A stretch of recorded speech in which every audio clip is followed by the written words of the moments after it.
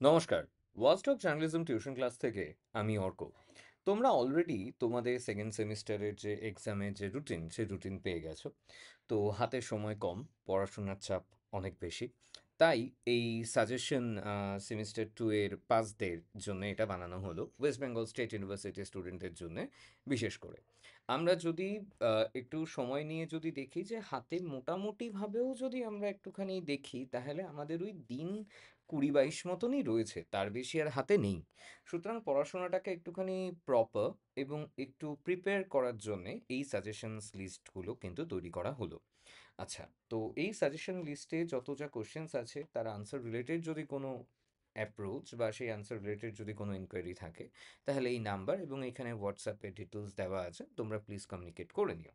তো আমরা যদি দেখি আমাদের এই সেমিস্টার টুতে কোশ্চেন ফরম্যাটের যে অ্যাপ্রোচটা, সেখানে আমরা ১৫টা অপশন পাবো ১ নম্বরের প্রশ্নগুলোর, এবং সেখান থেকে আমাকে লিখতে হবে হচ্ছে গিয়ে টোটাল ১০টা ১ গুণ ১০, এবং আমরা ৫ নম্বরের কোশ্চেন পাবো হচ্ছে ৮টা, লিখতে হবে সেখানে আমায় আ আ আমরা পাবো হচ্ছে ২ নম্বরের কোশ্চেন, সেখানে পাবো আমরা ৮টা অপশন দেওয়া হবে এবং ২ গুণ ৫ ১০। একই সাথে ২ নম্বরের কিছু শর্ট কোশ্চেন সাব থাকবে এবং লার্জ কোশ্চেনস থাকবে বা লং কোশ্চেনস থাকবে আমাদের ৩ টে। লিখতে হবে হচ্ছে গিয়ে আমাদের টোটাল ২ খানা। তো এই যে একটা সিনারিও অফ ওভারভিউ, আমরা যদি এই অ্যাপ্রোচগুলোকে মাথায় রেখে যদি আমরা আমাদের সিলেবাস মডেলিং এর অ্যাপ্রোচটা যদি আমরা দেখি, তো আমাদের এই বছর রয়েছে হচ্ছে basics of print media and new media semester two minor M A এবং এমবি টু। আমরা যদি দেখি সেইভাবে, তো আমাদের এখানে টোটাল ৪টে ইউনিট রয়েছে। ৪টে ইউনিটের মধ্যে প্রথমটা রয়েছে হচ্ছে আমাদের প্রথমে এ এবং বি রয়েছে আমাদের বেসিক্স অফ প্রিন্ট মিডিয়া, এবং আমাদের গ্রুপ বি রয়েছে হচ্ছে গিয়ে আমাদের নিউ মিডিয়া ফাউন্ডেশন। তো আমরা যদি আমাদের বেসিক্স অফ নিউ মিডিয়ার যদি ইউনিট টু থ্রি এবং ইউনিট ফোরকে যদি আমরা দেখি, তো এই জায়গার থেকে আমরা বেশ কিছু শর্ট প্রশ্ন এবং বেশ কিছু ব্রড আউট কোশ্চেন্স আমরা এখান থেকে পাবো। সুতরাং আমাদের যে ইউনিট ফোর এবং ইউনিট থ্রি এর যে টাইমলাইনটা রয়েছে, এই টাইমলাইনে আমরা যদি like computer mediated communication, information society, online media, এগুলোকে আমরা ছোট প্রশ্নের জন্য ধরে রাখতে পারি। তারই সাথে হচ্ছে কপিরাইট, কপিলেফট, ওপেন সোর্স, হ্যাঁ?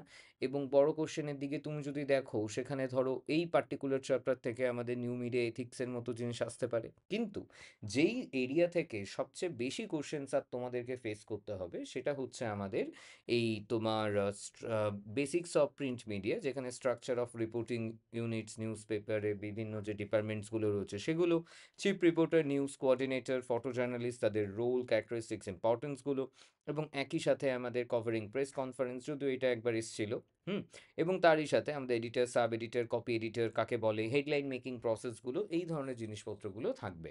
আচ্ছা, তো আমরা যদি দেখি আমাদের এই পার্টিকুলারিটির ফর্ম এবং আমাদের এই পার্টিকুলারিটির অ্যাপ্লিকেশনাল অবজারভেশনস অ্যান্ড ফর্ম, সেই ফর্মে আমরা কিন্তু ইউনিট ওয়ান থেকে আমরা যদি দেখি, যেখানে আমাদের রয়েছে হচ্ছে describe the structure of reporting in unit of news papers, যদি আমরা দেখি যে কিভাবে আমরা তাদেরকে এফেক্টিভলি নিউজ কভারেজগুলো করা হয়, হ্যাঁ, রোল, ফাংশন এবং essential qualities of reporter, chief reporter, news রুমের কাজকর্মগুলো, হুম, এবং বিট জার্নালিজম কাকে বলে, এক্সপ্লেন পলিটিক্যাল ক্রাইম কোড। যদিও এখানে আমি বড় করে দিয়েছি, হয়তো ছোট করে একটা কি দুটো হয়তো দিতে পারে, এবং এখান থেকে আমরা শর্ট কোশ্চেন আপও পাবো। ইউনিট টুটা যে আমাদের নিউজ ডেস্ক, নিউজ পেপার, হ্যাঁ, সো সেই জায়গা থেকে যদি আমরা দেখি, এই জায়গা থেকে আমরা বিশেষ কিছু কোশ্চেন আপ এরিয়াকে আমরা দেখতে পারি, যেরকম ধরো পেজ মেকআপ লেআউট আসতে পারে।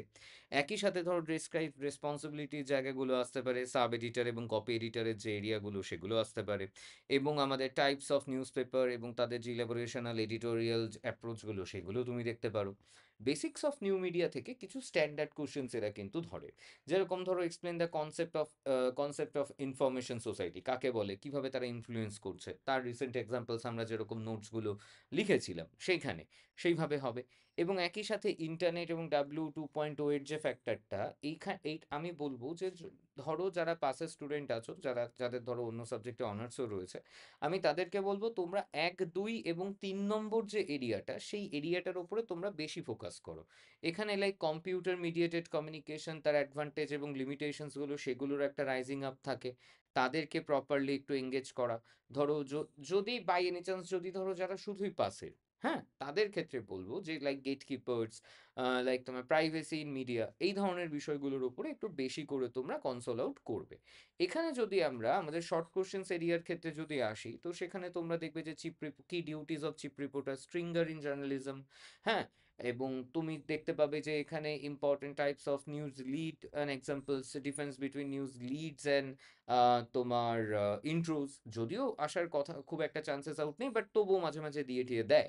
আচ্ছা, পেজ মেকআপ খুব ভালোভাবে পড়বে। হেডলাইন এবং তার এক্সপ্লেনেশনস এবং তার টাইপস গুলোকে খুব ভালোভাবে দেখবে। New media times and format, technological determinations থেকে কোশ্চেনস আসতে পারে। একই সাথে যদি তোমরা দেখো ইনফরমেশন সোসাইটি ঘুরে ফিরে আসছে। সুতরাং বড় এবং ছোট প্রশ্নের জন্যে ইনফরমেশন সোসাইটি, আমাদের ইউজার জেনারেটেড কনটেন্ট, W2.0, হ্যাঁ? এই সমস্ত জিনিসপত্রগুলো থাকবে। তো এইগুলো ছিল হচ্ছে গিয়ে মোটামুটি আমাদের একটা সাজেশনস আউট এরিয়া। যেই সাজেশনস আউট এরিয়াগুলোর উপরে বেস করে আমাদের যে ওভারঅল যে একটা সিস্টেম, সেই সিস্টেমটা কিন্তু তৈরি হবে।